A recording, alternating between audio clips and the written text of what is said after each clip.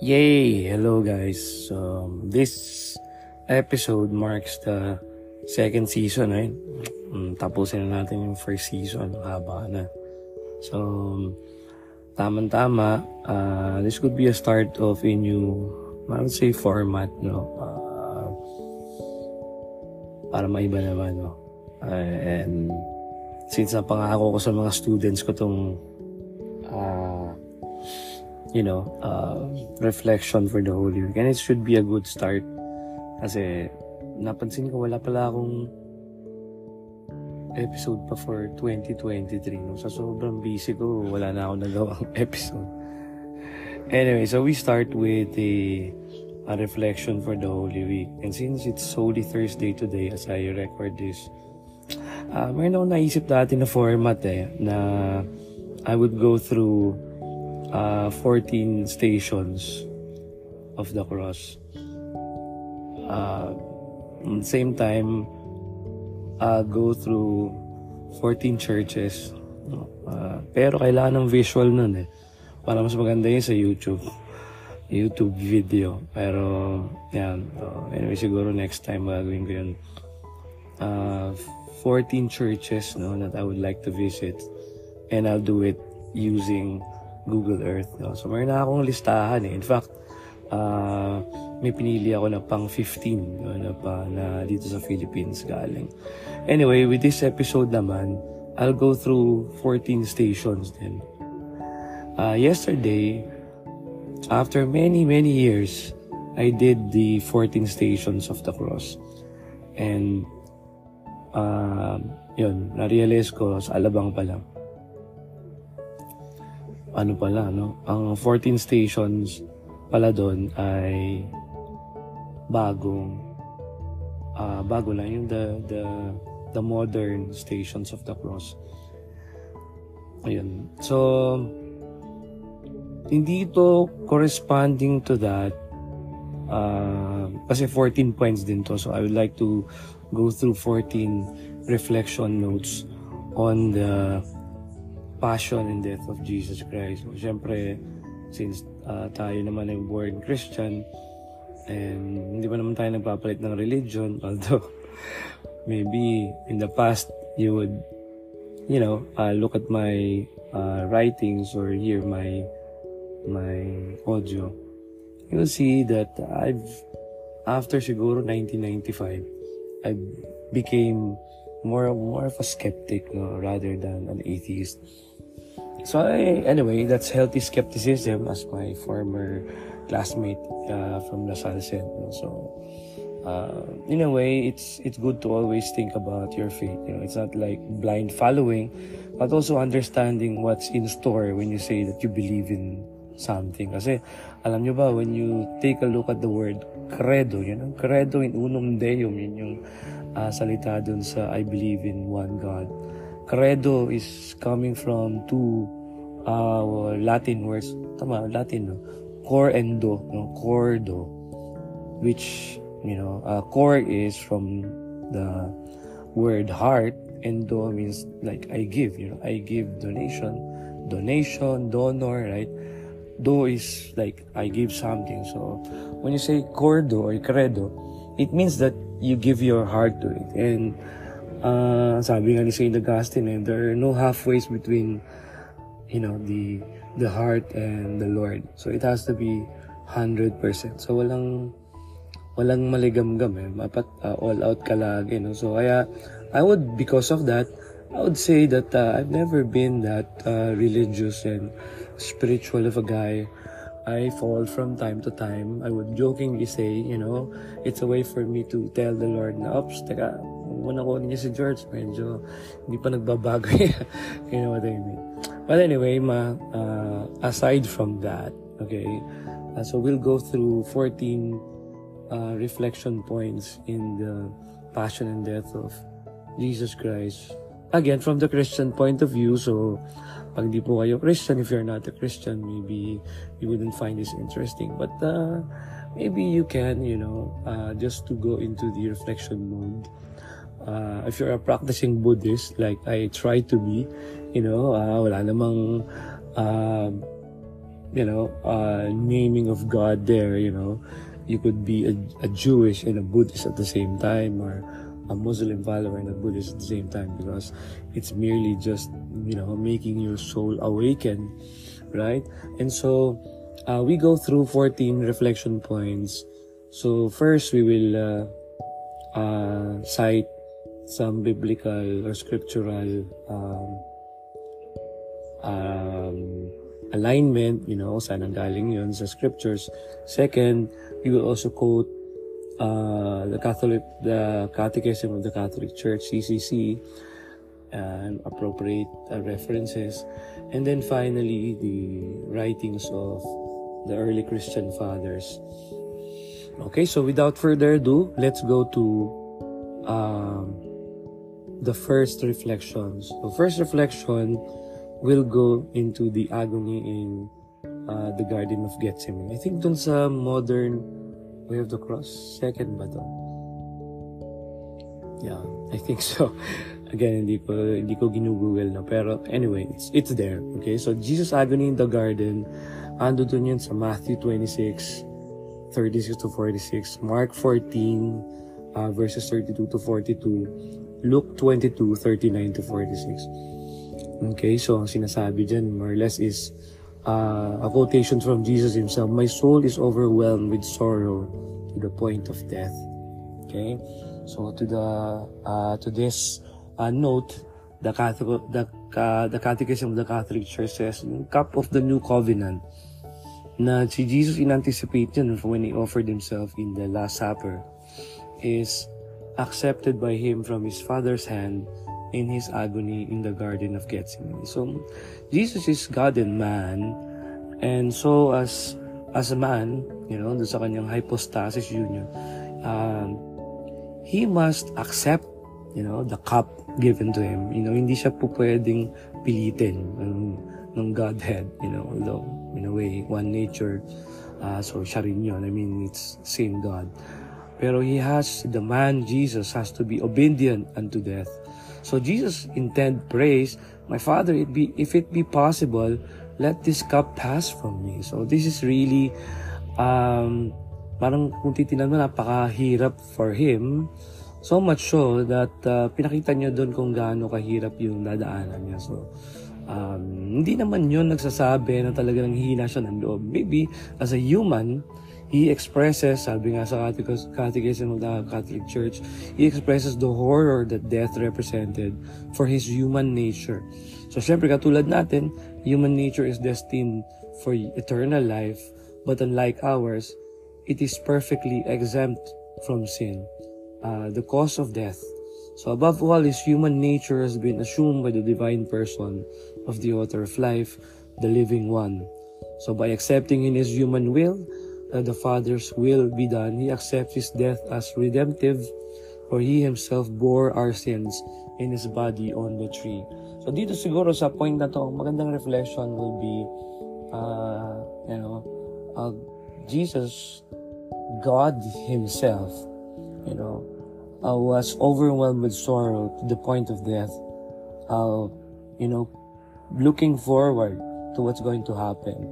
Not, I think, the physical death, but more of the horror for sin. Because in a way, he is perfectly, free from sin. And sabi nga sa Psalm, far be it that you be, close to iniquities. Far be iniquities from you, O Lord. And yet, on the cross, he accepted to die an ignoble death.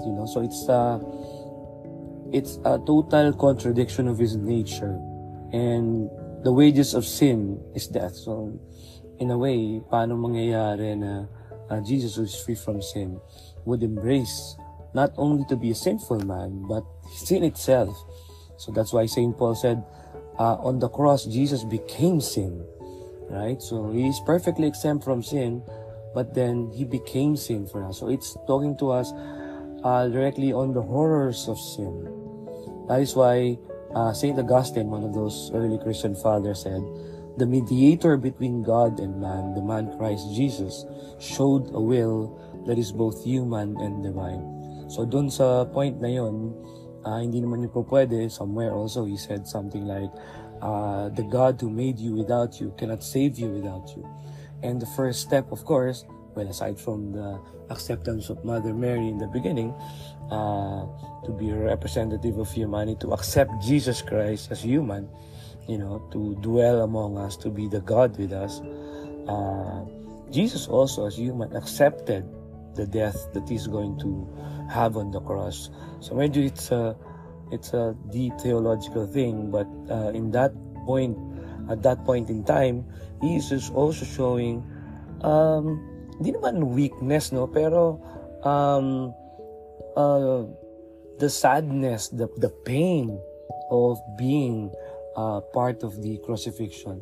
Tapos siguro ako ang added ko rito ang added kong reflection dito hindi lang yung pag-suffer sa cross, no, sa whole crucifixion, but also of knowing, sabi nga ng may isang nabasa dati,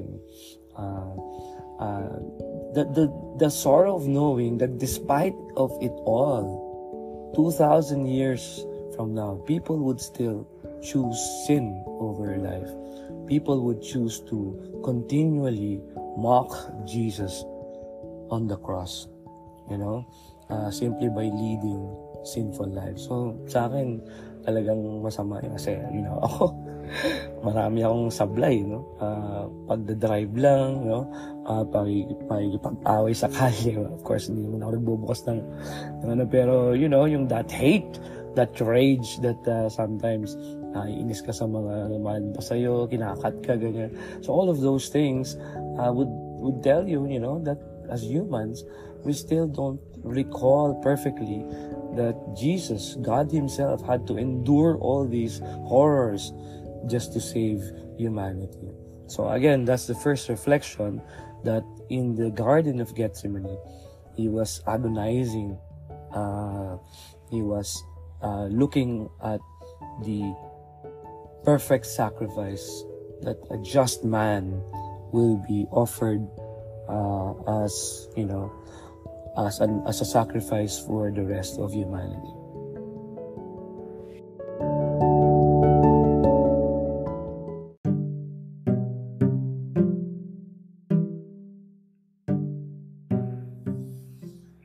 Okay, so on the next reflection number 14, is the betrayal of Judas.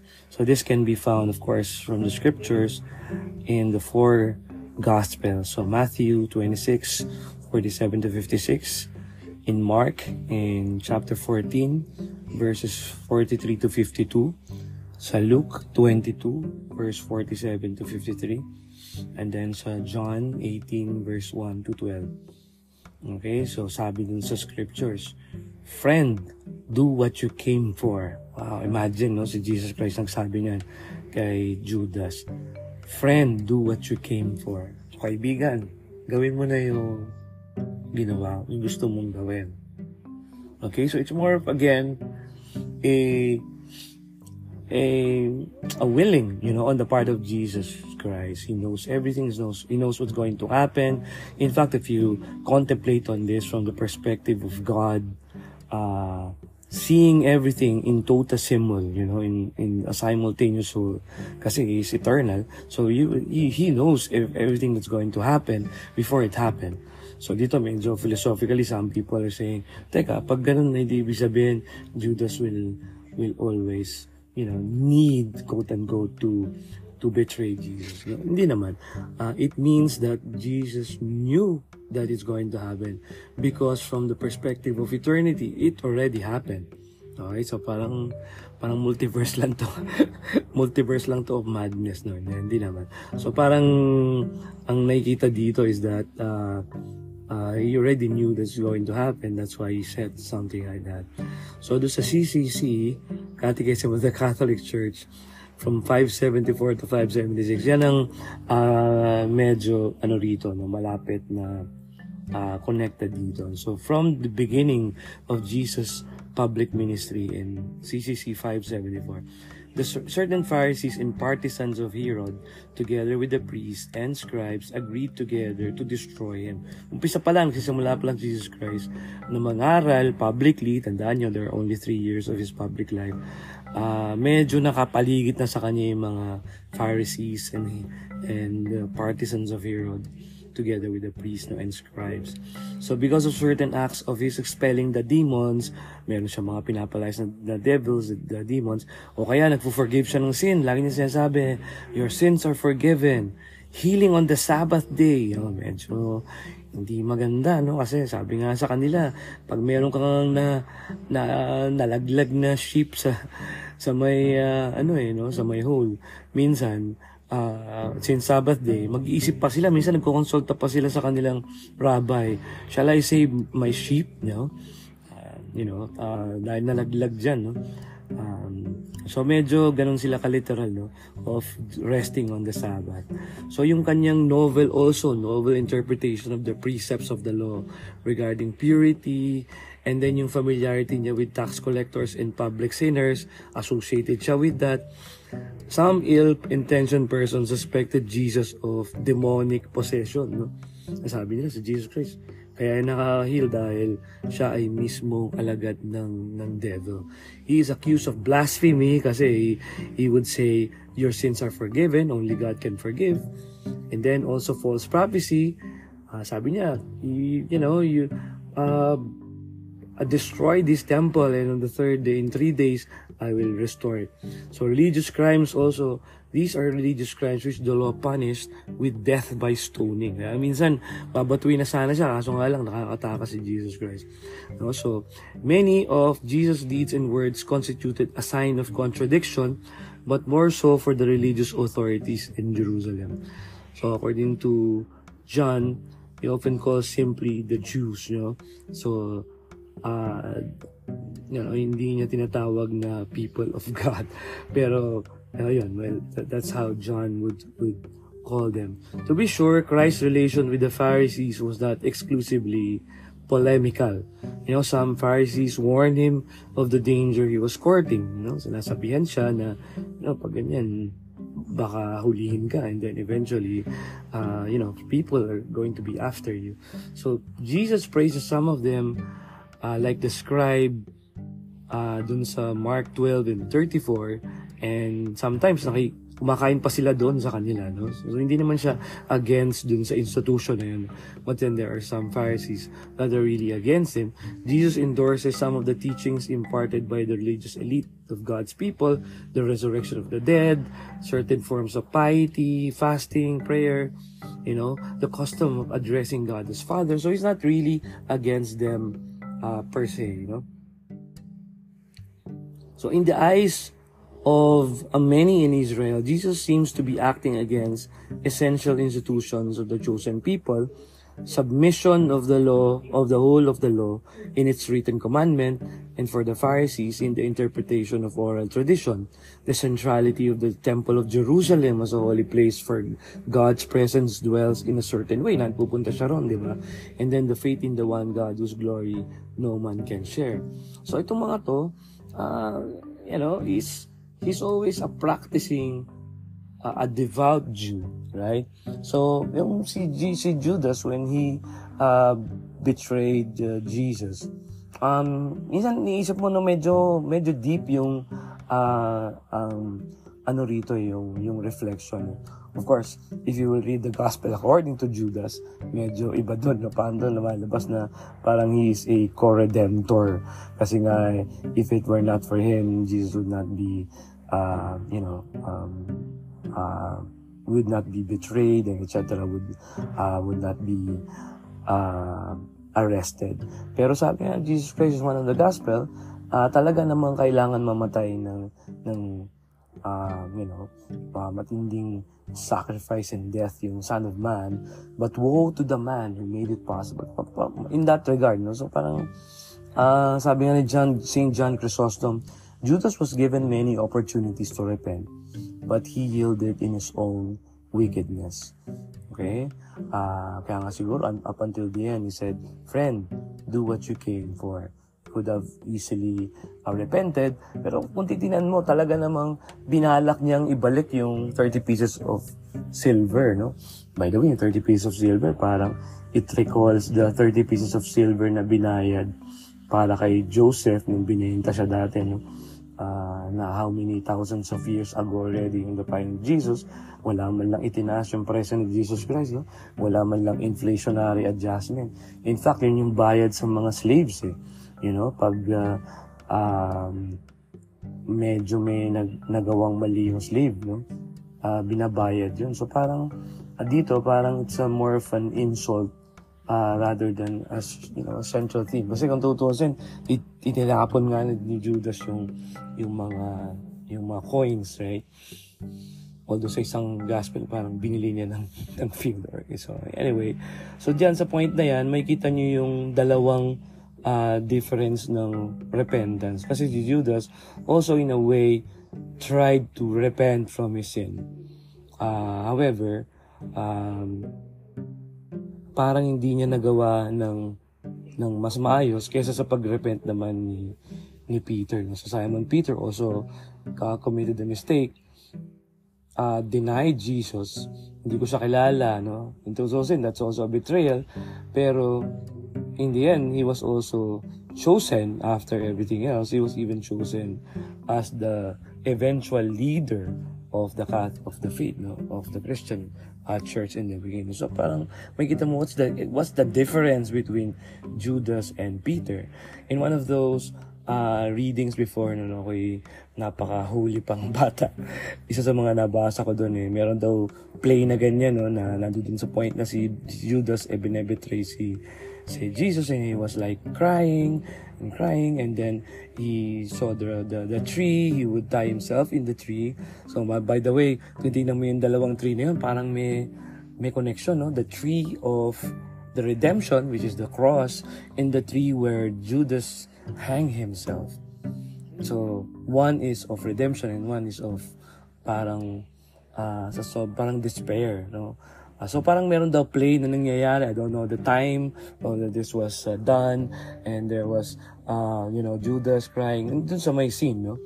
And there was a shrill voice on the audience. A small child said, why doesn't he go Tagalog. Why don't he go? Tama ba? Why don't he go? Why doesn't he go? Mali. Ulitin natin.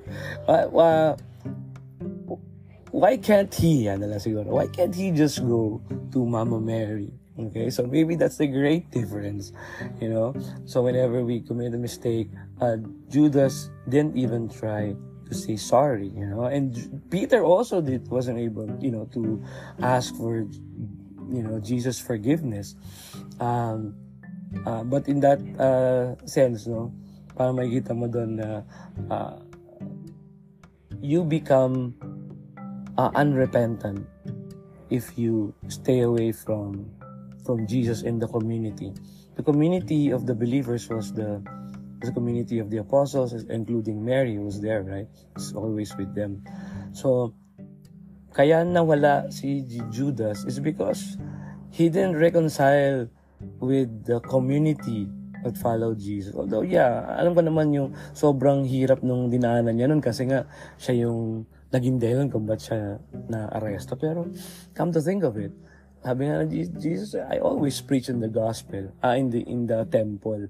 Ba't di na lang siya inuli there, no? So, hindi nila kailangang mamarkahan kung sino si Judas, si Jesus. Kilala naman siya, eh. So, so, hindi talaga kailangan si Judas doon, no? Nangyari lang na kailangan pa ba may magturo, no? So, tutusin, hindi naman kailangan. So, maybe some tips, maybe a spy on dito siya. Siguro yun lang. Pero eventually, he will be arrested, no? So, in a way, ang reflection siguro dyan is in our actions, our thoughts, our the way of dealing with people, especially of people who also betray us. We are like Judas, the Judas in the gospel, in the passion. We would betray Jesus.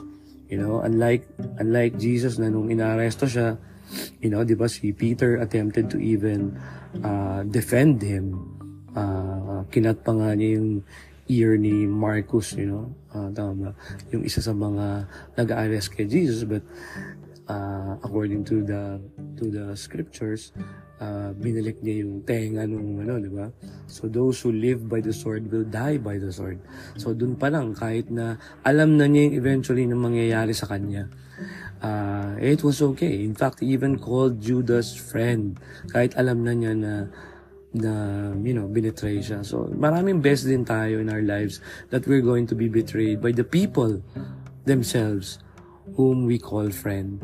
So, doon siguro sa point na yun, naalalahanin natin itong time na to na Jesus Himself, God of the universe, one of the most important, if not the most important human to grace the planet, was betrayed by His own friend. Yung mga taong, isa sa mga taong kasakasama niya na nagpe-preach, taga-kolekta nila ng funds nila, right? Taga-bili ng kung ano, di ba? Ganon si Judas sana. It's a very important person kasi hindi mo naman bibigyan ng pera yung tao na hindi mo pinaniniwalaan at pinagkakatiwalaan, right? So Judas was like that to him, and in the end, he was betrayed by Judas, right? So in a way, tayo will also be betrayed by the people whom we love, and so we must always recall the way Jesus approached this in the Passion.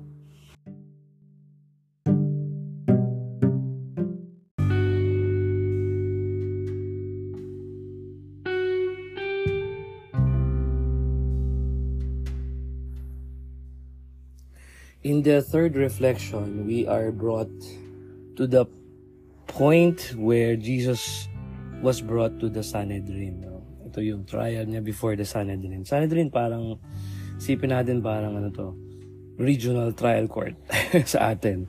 So, ando doon din siya sa apat na Gospels, Matthew 26, 57 to 68, Mark 14, 53 to 65, Luke 22, 63 to 71, John 18, verses 12 to 14, and then 19 to 24. Ito yung point na tinanong siya ng ng head ng Sanhedrin. Parang kasi maraming mga witness and hindi sila nagkakasundo.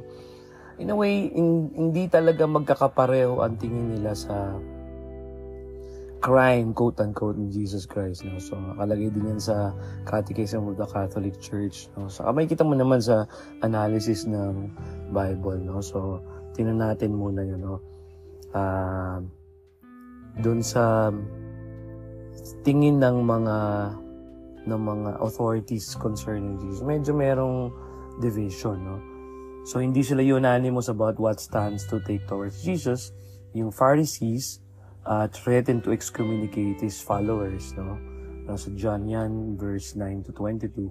To those who fear that everyone will believe in him, the Romans will come and destroy both our holy place and our nation. Yan, takot din sila na baka mamaya, eto na naman, meron nagsasabi na Messiah, tapos, the Romans will come to destroy us, holy place and the nation. So, it's better na meron na lang one man, sabi nga ni High Priest Caiaphas, na mag-suffer, mag-die, so that the whole nation should not perish. Kasi nagiging, na siya, no? Pasaway. Yung pasaway. Parang, medyo nagiging na siyang a common superstar. No? Lalo lang dumating siya dun sa Jerusalem, di ba? When he was riding the donkey, or the ox ba yan? It was putting on his persona the Messiah who is to come. So it's like saying, hey, I know what's written on the scriptures, and here I am, I'm that guy. So medyo nag-worry ang Sanhedrin doon, no? Kasi nga, kesa man makita ng mga Romans na, teka, ano ba to? Nagkakaroon na ba ng uprising dito? So let's send the cavalry. Let's send the legion just there, and kill everyone. No? Kasi nga medyo magulo na. Diba? So kaya ang Sanhedrin, medyo gusto nilang iligpit si Jesus Christ. No? So sabi dito, having declared Jesus Christ deserving of a death as a blasphemer, But having lost the right to put anyone to death, diba? Wala silang right na to put anyone to death, lalo na approaching na yung Paschal sacrifice, diba? Merong darating na na feast. Okay? So ang ginawa nila, binigay nila kay Pontius Pilate sa Roma, accusing him of political revolt. So iba na naman yung pinapasa sa kanya, no? A charge that puts him in the same category with Barabbas, who was also being accused of sedition.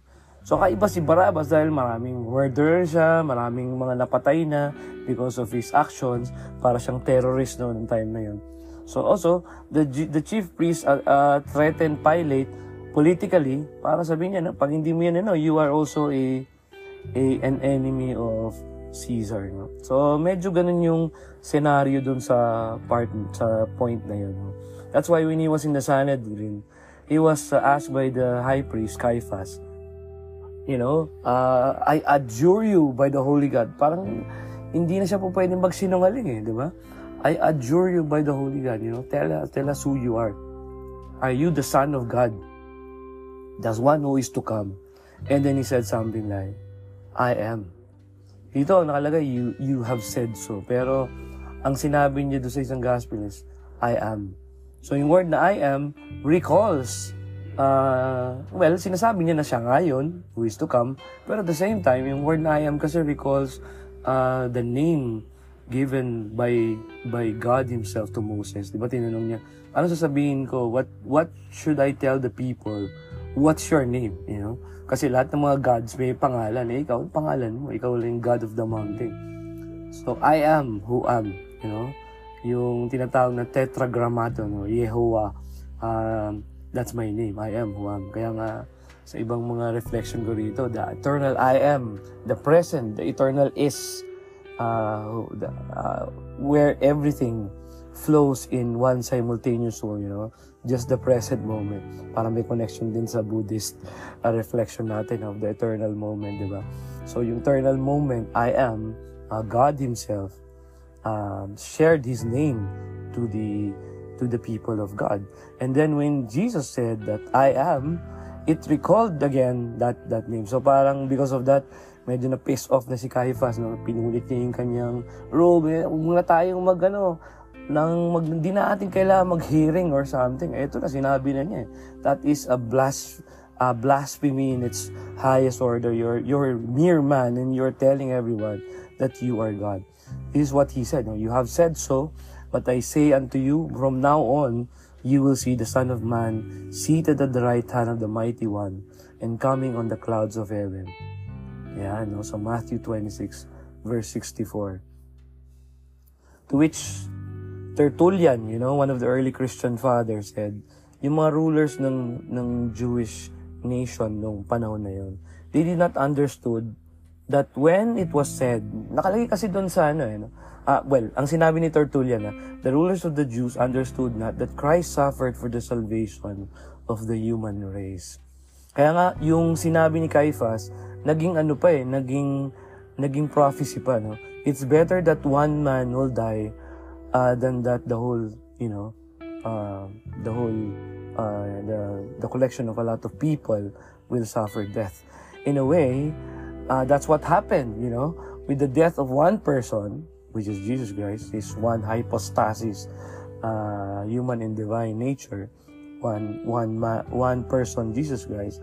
When he died on the cross, he became that perfect sacrifice of a God without sin who was offered. Diba? And he was the eternal sacrifice of God to the Godhead, para ma-redeem yung whole human race, right? So with that na-fulfill din yung messianic vision, the whole idea, the goal of the Messiah was not really to rule a government that is human. Sabi kasi dun sa isa sa mga prophecy, I think it was in Isaiah, the government was on his shoulders. So, nasa balikat niya ang pag-govern, governance. So parang naisip nila doon na, magiging siyang ruler, whatever. Hindi niya alam, they put the cross on his shoulders, and through that cross, He ruled the world. Diba? So, parang, diba, in a way, it's a contradiction. Jesus Christ really was one of the greatest contradiction of history.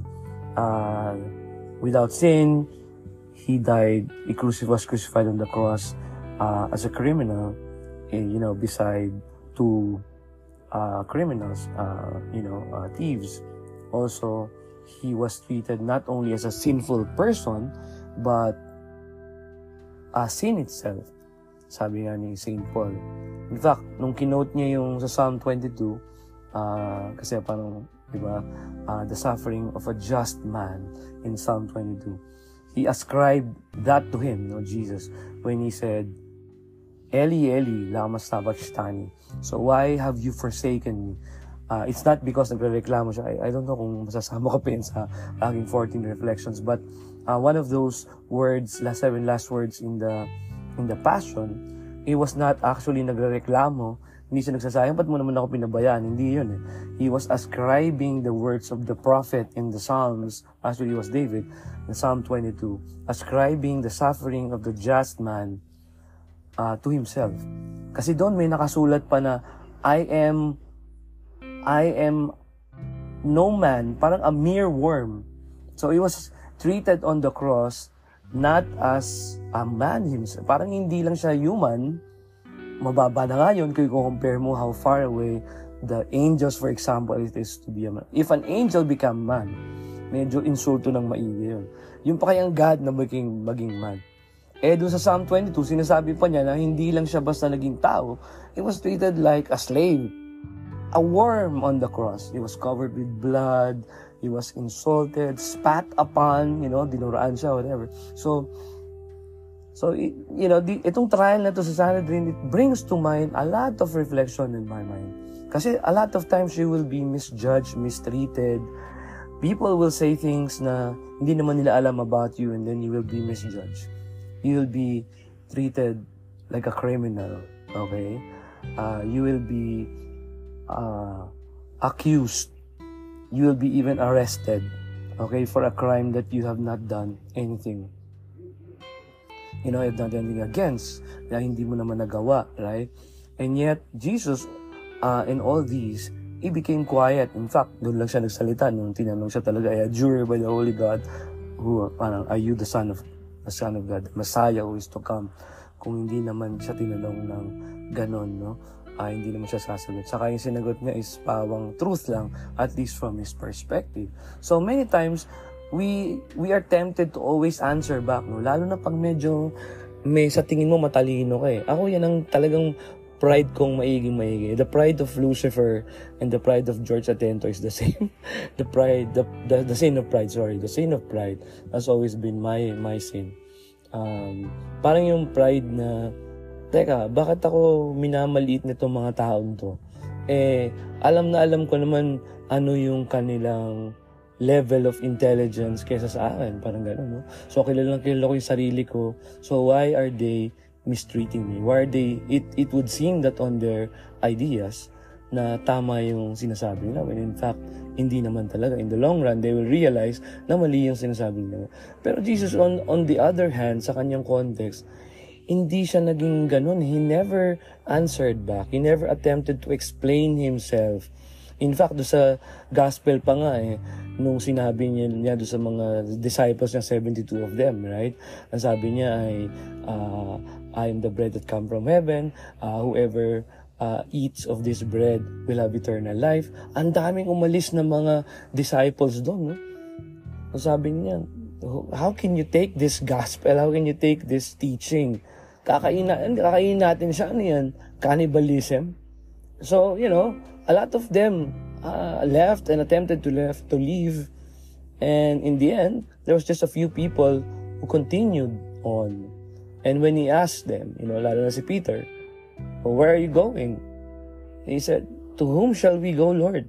You have the words of eternal life. So, ang ibig sabihin, talaga dun sa point na yun, hindi naman niya sinabi na, hindi, ganito yan. Ang ibig sabihin, it's just a symbol, diba sa Eucharist, nagiging bread, nagiging ako yun. Hindi niya sinabi yun, hindi niya in-explain yun. Because in reality, hindi naman siya kailangan mag-explain dahil yun talaga ang totoong mangyayari. It's not even a symbol. It's a real transformation. In fact, that's how the Christian faith, at least the Catholic faith, believes it to be. Dahil kung hindi, it would have been explained symbolically, just like what, teka, pupunta na tayo sa dogma dyan. We will ostracize what the other religions are saying. Pero, di ba, sa ibang faith kasi, it's as a symbol. Talagang sinabi niya Jesus Christ yun, nasa scriptures, pero it was just a symbol. Pero in this case, it wasn't just a symbol. It was the truth. It was what's going to happen. That's why in this case, hindi niya yun kailangan i-euphemize, hindi niya kailangan pagaanin yung sinasabi niya. It was merely the truth.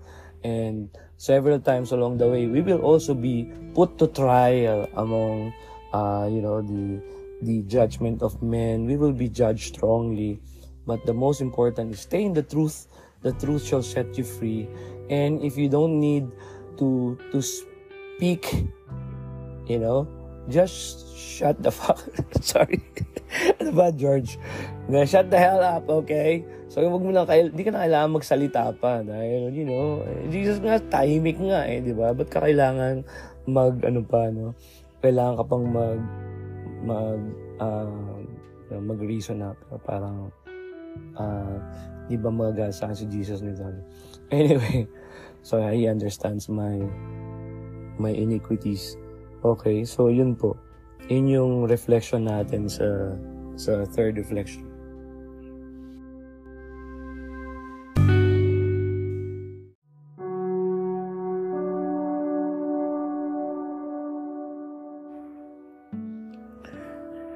Dito naman sa fourth reflection point, we have the denial of Peter. Yan, mali pala ako dahil pala na-separate ko yung denial of Peter. Kasi parang nabanggit ko na siya kanina sa Judas, diba? So ito ay, again, doon na naman siya sa 4 Gospels, sa Matthew 26, 69-75, Mark 14, 66-72, tapos sa Luke 22, 54-62, John 18, 15-18, 25-27. Okay? So, ang reflection dito napakadali lang naman. Si Jesus, pinipili lagi talaga niya si Peter. Si Peter, hindi naman talaga siya dapat ang leader after Jesus. Pero in all the Gospels, his name would always come first. Hindi naman siya ang pinakamatanda. Mas matanda sa kanyang kapatid niya, si Andrew. Right? He was not also the first one that was called. In fact, the sons of Zebedee, John and Andrew, nauna sa kanyang tinawag. Nauna sa kanilang tinawag. John and James, sorry. John and James were called before him. Right? Tapos si John naman, beloved disciple.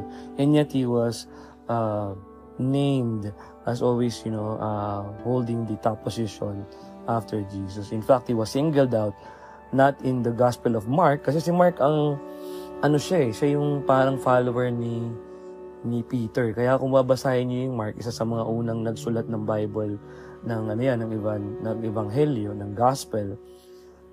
Yung Mark niyan, the stamp of approval is one coming from Peter himself. Kasi si Peter, si Mark, parang alalay niya, isa sa mga followers niya si Mark. At yan ang isa sa mga ayun ang unang-unang gospel na nasulat, no? Si Matthew, original apostle. Si John, original apostle. Si Luke naman, physician, no? So medyo may pagka-scientific si Luke, doctor. Si Luke ay bataan naman to ni Saint Paul, no? So, in a way, makikita mo doon, na si Peter,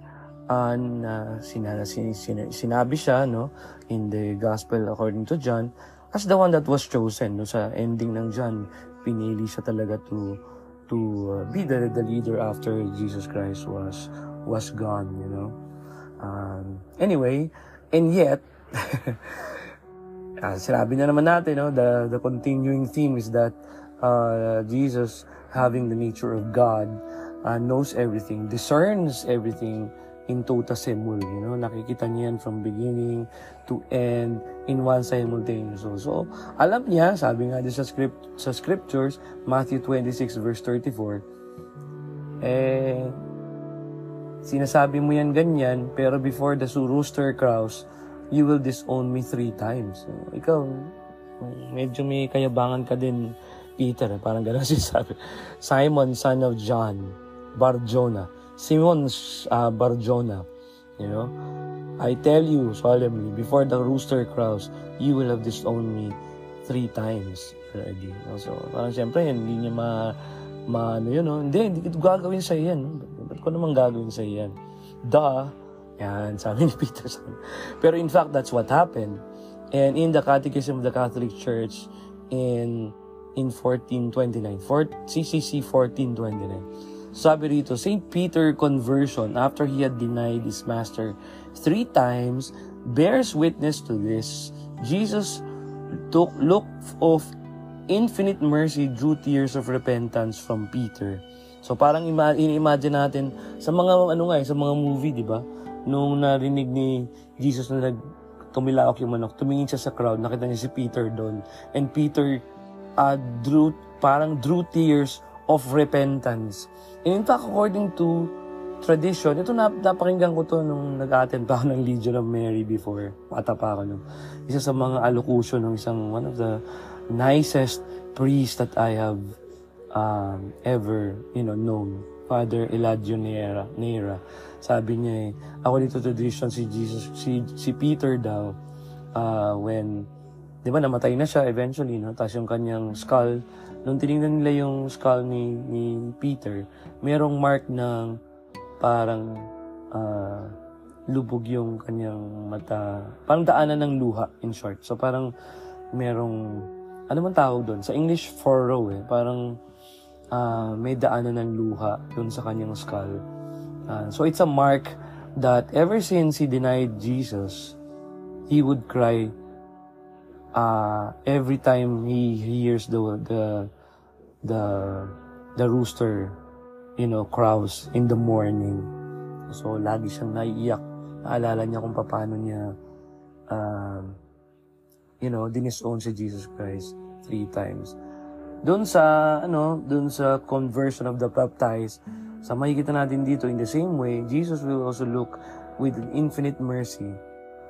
Doon sa time ni Peter, he drew tears of repentance, and after the Lord's resurrection, a 3-fold affirmation of love of Him, di ba? 3 beses din siyang tinanong Peter, do you love me more than these? And in fact, sa Greek version ng John, ang ginamit yung 3 level ng God, Philios, agapas, agapas, Philios them. And then, he would always answer, ang tanong pala is agapaste, parang it's a higher form of love. Kasi agape, higher form of love. And then he would always answer Philios. So, ibig sabihin, love kita pero mababa ng konti, Parang a love that is not high kind of love. And then Jesus again, question din, do you love me more than this? Second time, agapas na naman yung ginamit na word, agape. And then Peter answered, oh, Jesus, you know everything. You know I love you. Agapas na naman, Philios naman ang ginamit, Yes, lower kind of love. And then on the 3rd time, andito medyo na hindi naman na-offend Sabi doon parang nasaktan na siya kasi 3 beses siyang tinanong. At parang naalala na naman niya 3 beses mo nga pala kitang pinagkanulo. At yun sa pangatlong tanong, according to the gospel, ang ginamit na word ni Jesus doon ay Philios na. So parang sinasabi na, okay, yeah, do you love me? So ibig sabihin, okay, kung yan yung kaya mong ibigay na love, do you love me? Using that kind of love. And then, sinabi ni Jesus, you know everything. You know I love you. And that's why sinabi sa kanya, as a young child, ikaw, you know exactly where you want to go.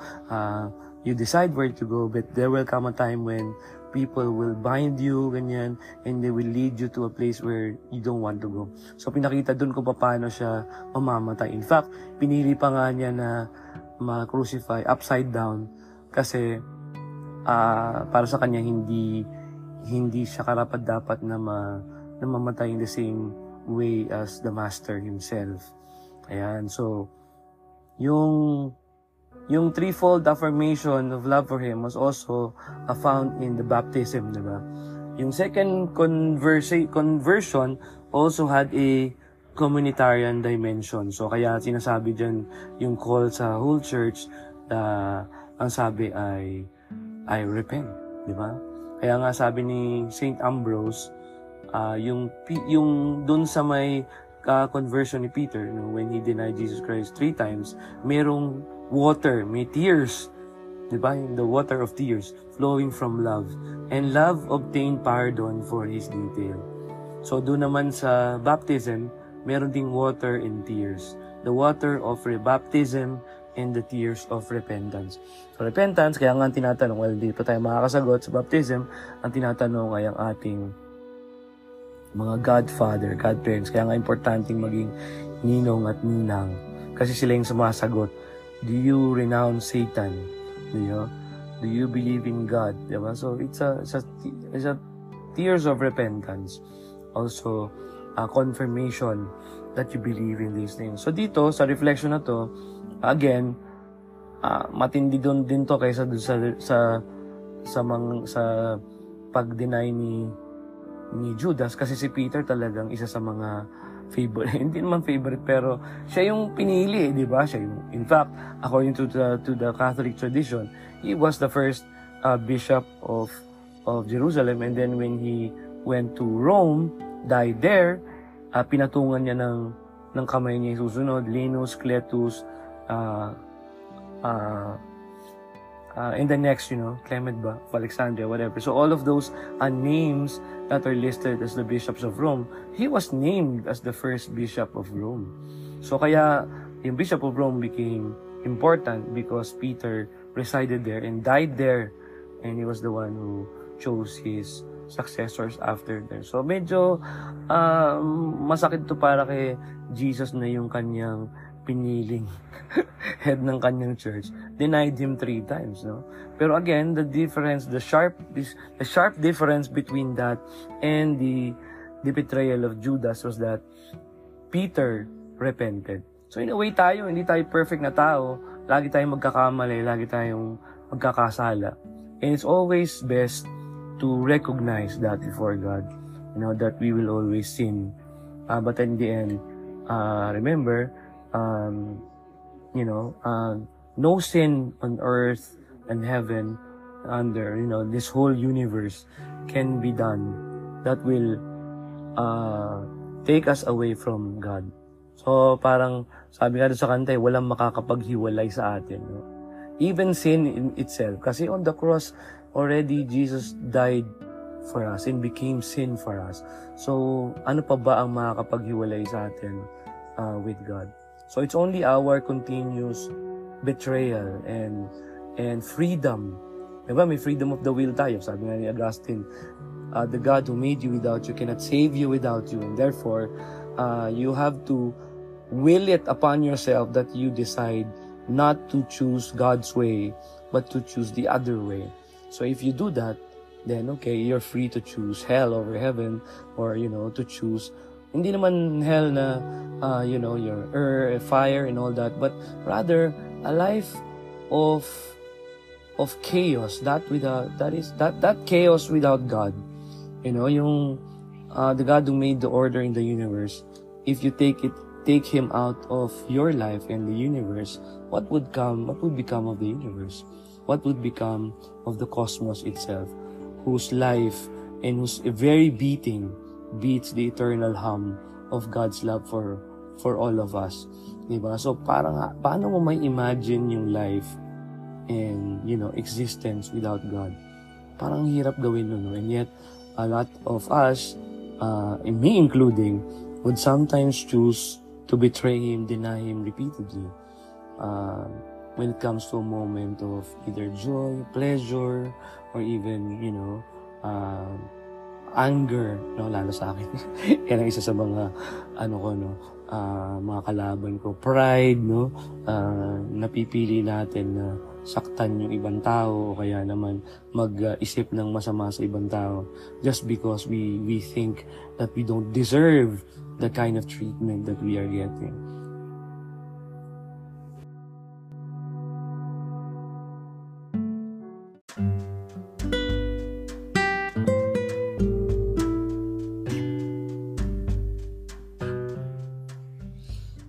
Okay, sa reflection number 5 naman, ito yung trial ni Jesus before Pilate.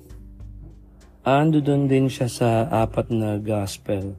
Matthew 27:11-26, Mark 15:1-15, Luke 23:1-25, and John 18:28 to 19:16. So, dito tinatanong siya ni Pilate, "Are you the king of the Jews?" Yan, Matthew 27:11.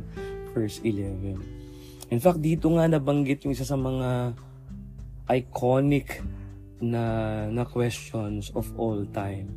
Yung, what is truth? Kasi sinabi ba ni Jesus Christ na, "I came to speak the truth." You know, and then Pilate asked him again, "What is truth?" Okay? So yung iconic na yan, na question na yan, na hindi sinagot ni Jesus Christ.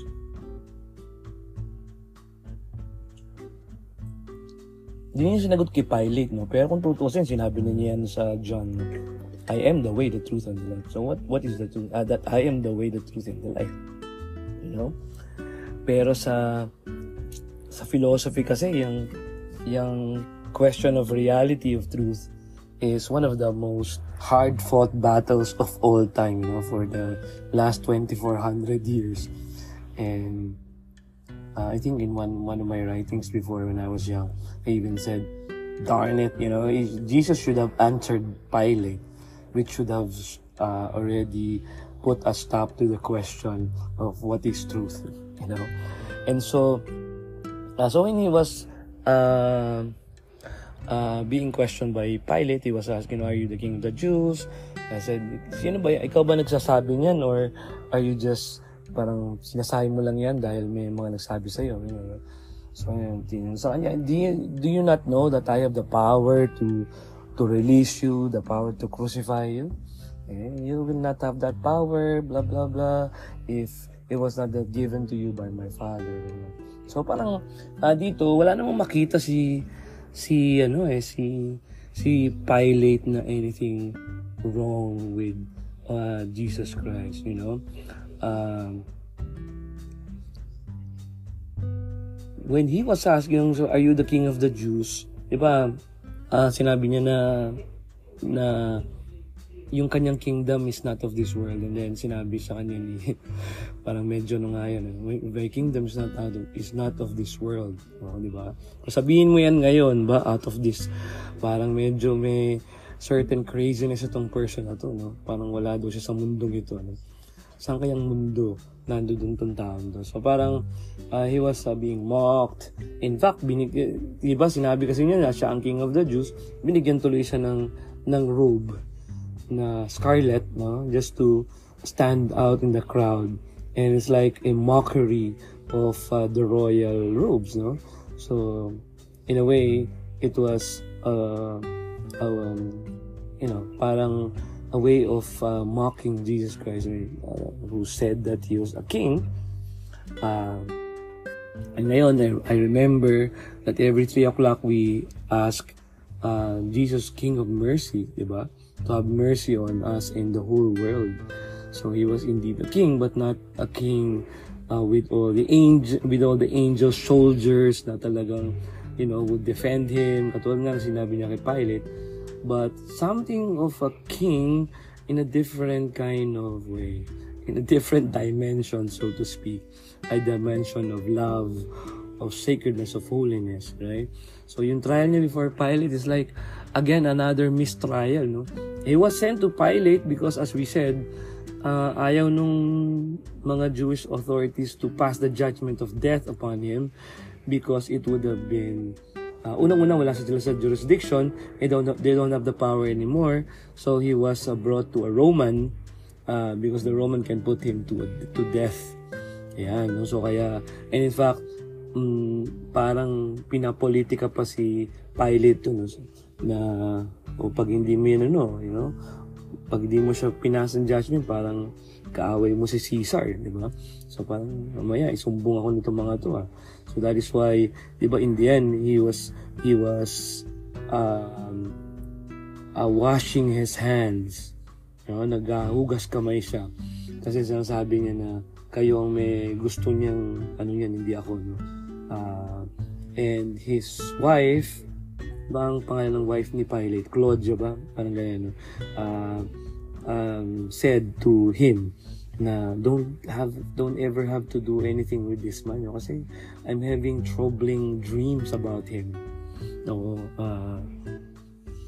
so yun, when he was brought to Pilate, according to Saint Cyril of Jerusalem, one of the Christian fathers, it was really a way so that the truth of his kingdom might be made manifest. Kung tutingnan mo, no, he was sharing the gospel to the Jewish community, right? Siyempre hindi pa naman siya, pumunta rin siya sa mga Samaritan people. In fact, isa sa mga Samaritan woman pa nga yung unang mga naspagsabihan niya ng the truth about the gospel, etc. Yung the good news of the living waters, ganyan, di ba? Isa sa mga key teachings ni Jesus Christ. And in fact, isa sa mga napag-preach pa niya ay isang non-Jewish person. Eto, for the first time naman, the truth about the kingdom was made manifest to the whole Gentile world, at least to the Roman Empire, to the person of Pilate. So, well, in a way, it was a precursor of things to come. It was a symbol of things to come because si Pilate is a representation of Rome, and in fact, one of the earthly kingdoms that was dominating during that time, diba? Roman Empire became big, in fact, after the death of Jesus, and after many hundreds of years pa, they would conquer almost the whole world. Nakarating sila to the far reaches of the current world. I mean, during those times, diba? Conquering Spain, Portugal, yung mga places na yon, even yung modern day Britain, dumating pa sila sa Africa. So imagine how powerful the Roman Empire is. And it was the trial before Pilate that made it, clear. I mean, hindi clear, no, but made it manifest to the world. What's going to happen? That the truth of the kingdom will be preached to the whole world, starting with this guy, Pilate. So hindi man niya naintindihan yun at that point in time, but it was him being represented. In fact, pansin nyo, no? Isa sa mga Gentiles, isa sa mga person na hindi naman talaga active dun sa may salvation history, na merong papel na ginampanan sa ating faith. In fact, sa Apostles' Creed, nababanggit siya. Diba? Crucified under Pontius Pilate. He was crucified, died, and he was buried. So he will always be part of the Christian tradition of the faith. Diba? Nandun lagi yung pangalan niya. In fact, sila Peter, si John, wala siya doon sa Apostles' Creed, pero si Pilate nandun. Imagine mo yung place ni Pilate sa salvation history. He was there. Right? So, in a way, siguro ang reflection natin dito is, again, the trial of Pilate was one of mockery in reality. So talaga namang hindi siya papakawalan dyan. Talaga ipipili talaga na siya ay ma-crucify. So it was one of those steps that must be followed. And marami tayong ganun sa buhay natin na talagang bagay na mga inevitable at na hindi naman natin magagawang alisin, but we have to accept, and even the trial of Jesus Christ, even the crucifixion of Jesus Christ, considering that he was God, he has a God nature, anything that he does is infinite value. Pwede siyang lumuhod na lang sa isang gilid, and then mag-pray ng isang eternal, infinitely powerful prayer to save humanity, and it would have been sufficient because he has infinite love, infinite affection, infinite power. right? And yet he didn't choose that. What he chose rather is a choice of suffering, of showing to the world how much he cares, diba? So pwede namang in fact sabi nga even yung pagpalit niya ng nature, no, from God to be a perfect human was already an insult to the Godhead, no, diba? Divine putting on the clothes of humanity.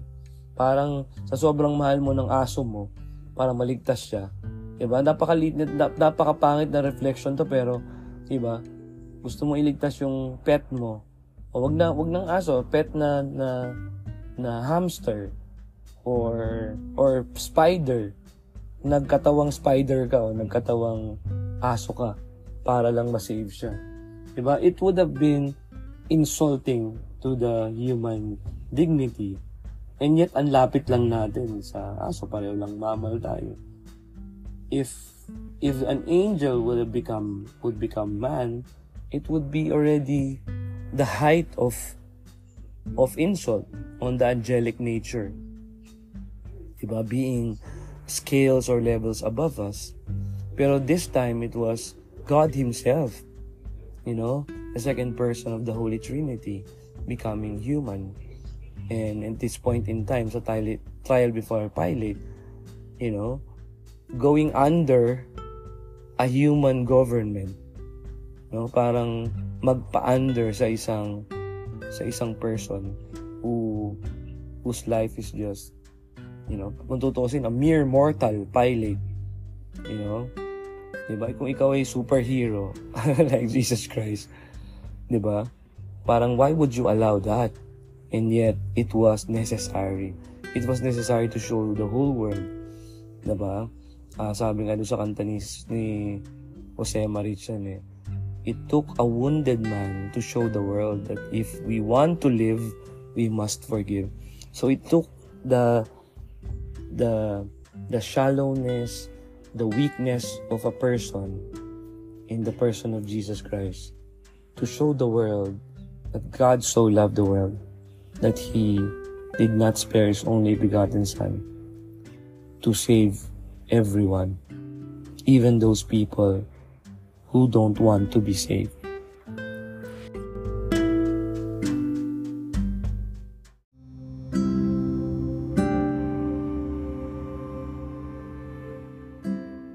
Okay, in the sixth reflection, we go to look at the bloodiest part of the crucifixion, doon sa scourging at the pillar. Dito, wala to sa Luke, no? Hindi ko alam kung bakit wala sa Luke. Siguro, well, of course, wala naman si Luke pa nun. Bakit si Mark na? Bakit si Mark nandoon na siya sa, nandoon na siya sa may passion. In fact, dun sa may writing ni Mark, mayroong isang bata na nung hinuli si Jesus, tumakbo na, naiwan pa niya yung kanyang saplot, no? So, si Mark daw yun, no? Si Mark, sabi dun sa tradition, si Matthew, siyempre, naman siya, apostle, si John, pero si Luke, wala. Siguro kung si Paul naman, tatanungin dahil siya yung, kumbaga parang boss ni, parang elder ni Luke. Wala pa naman si Paul noong time na hindi pa naman siya apostle. So siguro they were not there, no, kaya hindi ito nakasama sa Luke. Well, that's what I think I know, you know. So maaaring mali din naman ako. But anyway, ang importante dito is, so si Pilate could not find any cause, you know. So in fact, pinipilit siya ng mga no, lalo sa gospel according to John, napakahaba ng discussion diyan, no. So sinabi pa sa kanya diyan na ng mga taga-Sanhedrin na, you know, according to our customs, he committed a crime, and according to our custom, according to our law, he ought to die because he claimed to be the Son of God. So sabi niya, bakit hindi nyo na lang i-crucify siya sa katulad ng sa inyong batas, no? we are not allowed to put a man to death, no? So, yan, no? So, medyo dyan, nasa conundrum si Pilate. So, pinipilit siya, no? Na si Jesus Christ ay i-put to death, no? So, sabi niya, I find no cause to crucify this man, you know? Wala siyang guilt. Wala akong nakikitang guilt sa kanya. So, I would have him scourged. So, medyo talagang kawawa naman si Jesus Christ, no? Wala nang kasalanan. Sige, natin siya, no? Scourge natin siya, and let him go. Pero ayaw pa rin pumayag, no? So, in fact, according to, wala to sa Bible, no? Wala siya sa account, wala rin siya sa Christian Catholic catechism. Pero syempre may mga various mystics and holy people in the Christian tradition na nag-claim na na-receive nila yung vision, in private revelation according to this aspect. And one of these well-known is Saint Bridget of Sweden in 1300. So according to her revelation, she stated that Jesus received 5,480 wounds during his passion. And isa sa mga bloodiest doon yung scourging at the pillar. Parang somewhere na nakita ko na marang 2,000 plus na wounds yung na-receive niya sa scourging at the pillar. In fact, pag tinitingnan mo nga, pag yan nagme-meditate ka sa scourging at the pillar, which is the second sorrowful mystery, di ba? Makikita mo dyan ang ending ni Saint Louis Marie de Montfort is to mortify our flesh perfectly. So parang we always commit that kind of sin, in the flesh. Our body is a temple of the Holy Spirit. In fact, in Christ Jesus, it was not just that. That body suffered one of the most bloodiest suffering of all time, He endured all our iniquity, our sufferings. He bore our iniquities, sabi nga ni St. Augustine, and endured our suffering. Diba? He was flogged and then handed to be crucified. Pilate was attempting to release Jesus Christ, and then he even mentioned, ayan, behold the man, yan ang pinano. So he was he was attempting to sway the crowd, na maawa naman sila, hirap na yung tao, bloody, all messed up. This was the same guy na sinasabi niyo na, hey, Hosanna to the highest, behold the Messiah who is to come. Just a week ago, na sinasabi niyo na our King, di ba? And yet, in the crowd, I don't know what happened, yun nga, the rule of the mob, he was being, crucified. Sabi, no, crucify him, we don't like him. So he was presented, ecce homo. Yan, isa sa mga isa sa mga pinaka-iconic na words sa Bible na sinabi ni Pilate. Ecce homo means, behold the man. And in fact, pag ma-attenda lang tayo ng Mass, pinapresent yung Holy Eucharist, sinasabi din yan ng pare, pero hindi ecce homo. Behold, the Lamb of God. Ecce Agnus Dei. So, pinapakita yung si Jesus Christ, behold Him, the Lamb of God who takes away the sins of the world. He was old, bloodied, messed up. Diyan, nasapak-sapak, mayroong thorns of crown. He was wearing the mockery of the robe na hindi na parang pareho na yung blood saka yung kulay niya. And, puno siya ng blood and sweat and tears and even mucus kasi pinagduduraan siya ng mga Romans. In fact, sabi nga dun sa vision, hindi naman siya na-treat na parang Roman, no? So, hindi siya 40 na palo lang, no? So, mas marami. There are 3 people according to the vision na nagpapalo sa kanya. So, he was one of the bloodiest. And yet, in the end, nung pinresent siya ni Pilate, after declaring him to be not guilty, okay? He was said not guilty, and yet, okay, I will have him crucified. I will have him scourged or flogged, and then I will let him go. No, crucify him, ganyan. So, as he presented Barabbas, no? So, parang pinakikita niya na, okay, sinong pipiliin niyo? To si Barabbas na murderer, ganyan. inciter to violence, whatever, or Jesus Christ, who's not guilty at all, who just claimed to be, the Son of God.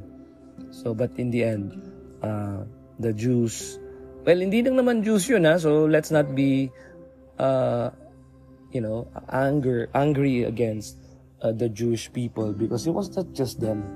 When they said, His blood be upon us and all our children, we are the ones saying that with them. His blood be upon us and all our children, because in the end, that blood saved all of mankind. So ganun yung idea ng tradition ng faith, di ba? Okay, so of course, as I said, I'm talking to a Christian context. Of course, if I'm talking to a person who is not a believer, it would have been different, right? So anyway, there are things that we are already assuming that we are on the same page, right? So yan po, yan. Yan yung ating reflection. For our sake, God made Him to be a sin, according to the Catechism of the Catholic Church 603. In fact, hindi lang yan dito, no? It was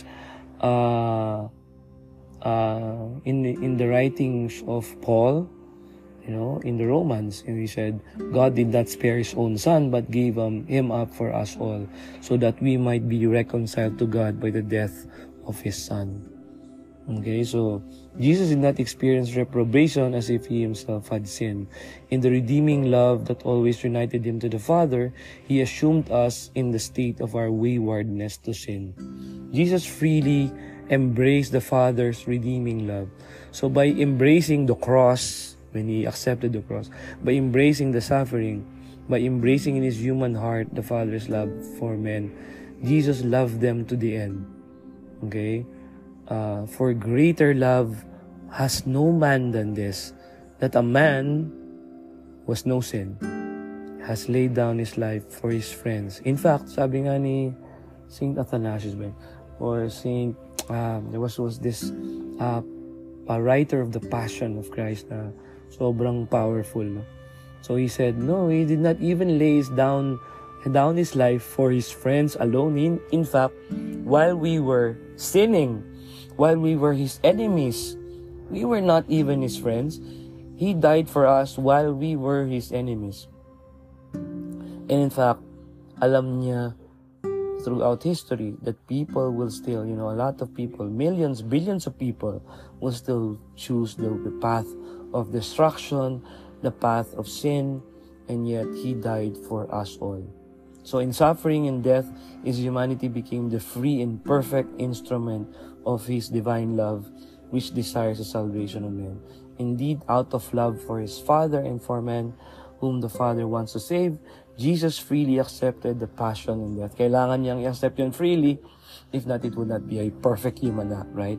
Sabi nga sa amin sa morality, sa, one of those subjects that I took up in UST, laging nababanggit yan, a perfect human act has to be voluntary. And so, Jesus Christ, being a perfect human, must also voluntarily accept this in His passion. So, no one takes my life from me, according to Him. No one takes my life from me. Sabi yan sa John chapter 13. I lay it down of my own accord. Hence, the sovereign freedom of God's Son as He went out to His death. So, it was a freedom-based suffering. So, He was accepting it unto the end. Hindi lang siya basta nag-suffer, kaunting hirap lang, umikot lang ng konti sa church, medyo nainitan, pumunta sa kotse. Okay? Nagbisita iglesia, pero actually pupunta pala sa mall, o kaya naman sa beach. Okay? So, yun tinitingnan natin. Mainitan lang ng konti, nagdala na ng fan. Kasi nga, hindi kaya yung init. Okay? O kaya, nagutom ng konti, pumunta na kagad sa McDonald's. Ayan. So, siya hindi. Talagang to the very end. hindi siya nag-hold back. And sabi ko nga kahapon, yung reflection kahapon is that in those 3 hours, medyo parang nape-preempt ko yung susunod ko mga reflection. But in those 3 hours from 9 a.m. to about 12 p.m. And then hanggang siguro 3 p.m. when he finally died, that was the most important 6 hours in the salvation of humanity. Nowhere was it more dramatic than those 6 hours in the history of man. Than that there was this guy who was just a nice person overall. Okay? Preacher, would go on, feeding the hungry, healing the sick, preaching of the good news, and then in the end he was crucified. And then he died. Right? And if you look at the backstory of that, the backstory is that he really accepted that because that was a way to save humanity. Or at least, sabi nga ng isang Christian father, is man, God, the divine became man so that man will be divine. So with that sacrifice, okay, it was a perfect sacrifice because when God became man and also suffered, in his humanity, he also uplifted humanity to the divine nature of God. So in that sense, we are now being called not just to be a human, mortal human, but to remind us of our great calling because we are children of the light. We are children of God. We call God Abba, Itay, our Father, and so we hold back especially yung mga momentary pleasures, reminding ourselves that Jesus died violently, suffered violently even before he died on the cross.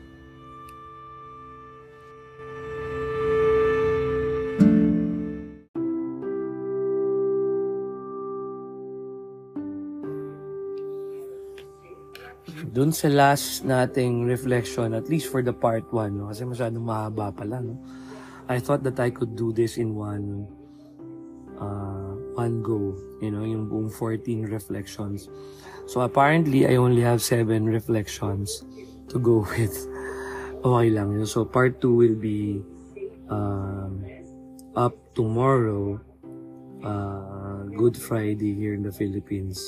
So ngayon po ay Monday, Thursday. And so ngayon, yung 7th reflection is the crowning with thorns. This was found, again, wala naman siya sa Luke, Matthew 27, 27 to 31, Mark 15, 16 to 20, and John 19, 2 to 3. Okay? And when they had twisted together a crown of thorns, they put it on his head and a reed in his right hand. Naku, tama naman. Kahapon bumili ako sa Lazada ng rod.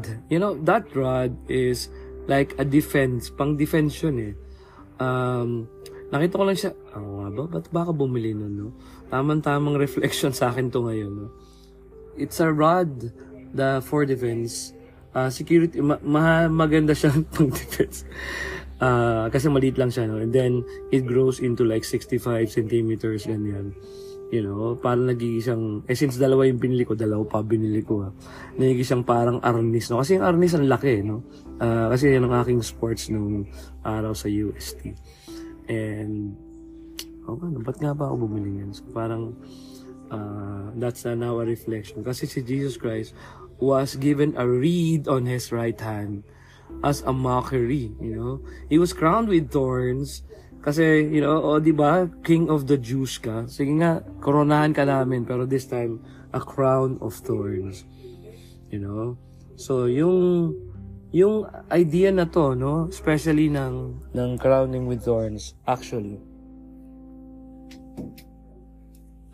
for me, and I guess, even sa mga ibang reflection, mga early Christian fathers, was a like a symbol for us to conquer the sin of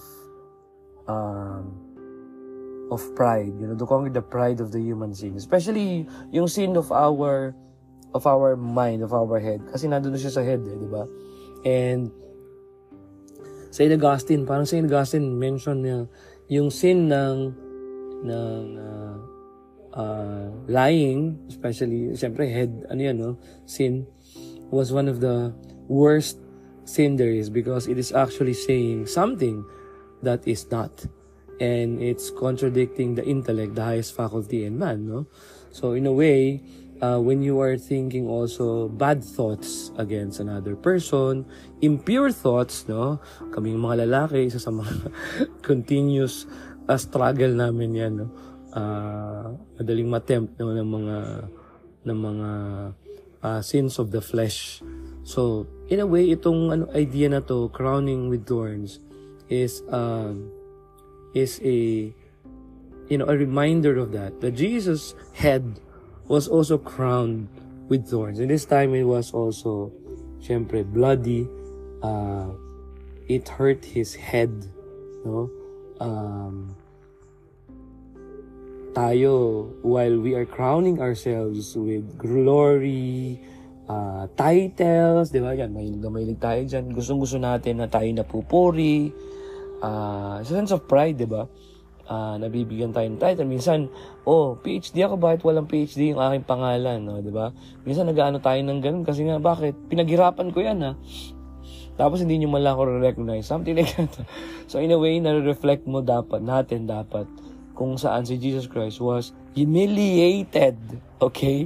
It was not just, given the crown of thorns just to be mocked upon.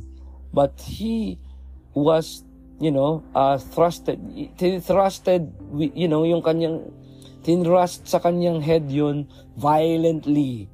Okay? So imagine niyo na isinaksak sa ulo niya with a violent force, nagkasugat-sugat yung mga ulo niya, whatever. And it was not a sign of there was no sign of pity, of compassion there. It was to simply torture him, and then he was sat upon, he was mocked, hail the King of the Jews, diba? And he was given the reed in his right hand, diba? So, dyan mo ba ikita, na talagang si Jesus Christ was not only given to death, crucified. He was even mocked at, spat upon, hindi naraan. Talagang hiniyang maigi. In fact, he was stripped of his garments, so ibig sabihin, hubad siya. Diba? So, wala na talaga naiwan kay Jesus Christ. Lahat ng reputation niya na isang linggo lang ago, we were saying Hosanna in the highest, and now here he is, being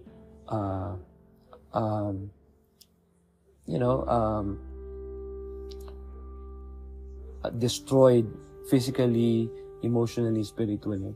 And a lot of us, every time na tayo na-feel natin, na-offend tayo, ganyan, diba?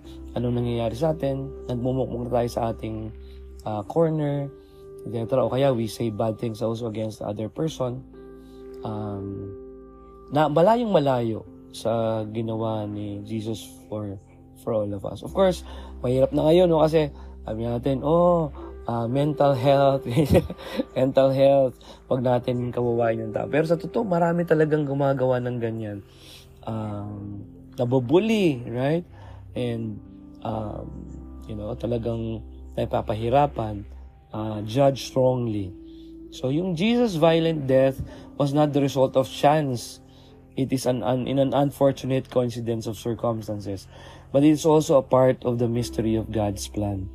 So, as Saint Peter explains to the Jews of Jerusalem in his first sermon on Pentecost Day, 50 days after, so medyo tumapang ni si Peter, he was filled with the Holy Spirit. He said, "This Jesus delivered up according to the definite plan and the foreknowledge of God." So for me, I think the idea there is not, it's not that na matuwa tayo, nasasuffer tayo in a way. Syempre, hindi naman yun ang calling natin. May mga mystic na talagang they even embrace suffering like that, no? Pero alam natin na even suffering, even all the circumstances of our lives, they are part of the mystery of God's plan and our own particular redemption. So, hindi naman sila passive players, sabi nga sa CCC 599, no, sa Catechism of the Catholic Church. Hindi naman siya passive players in a scenario written in advance by God, but they are all instrumental, but it was all part of God's plan. So to God, all the moments of time are present in total simul, in its currentness, in the immediacy. He also included in each person yung free response to the grace, no? Sabi nga dito, no? So in this city, dun sa city ng Jerusalem, both Herod and Pontius Pilate, with the Gentiles and the peoples of Israel, gathered together against your holy servant Jesus. Sabi to ni Peter, no? Whom you anointed to do whatever your hand and your plan had predestined to take place. For the sake of accomplishing His plan of salvation, God permitted the acts that flowed from their blindness. So that is the reason why even on the cross He was forgiving.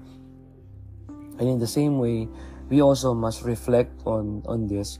Sometimes we suffer, sometimes we suffer physically with sickness. Sometimes we suffer emotionally with the pains being inflicted by others. So sometimes the pain is just an imagined pain.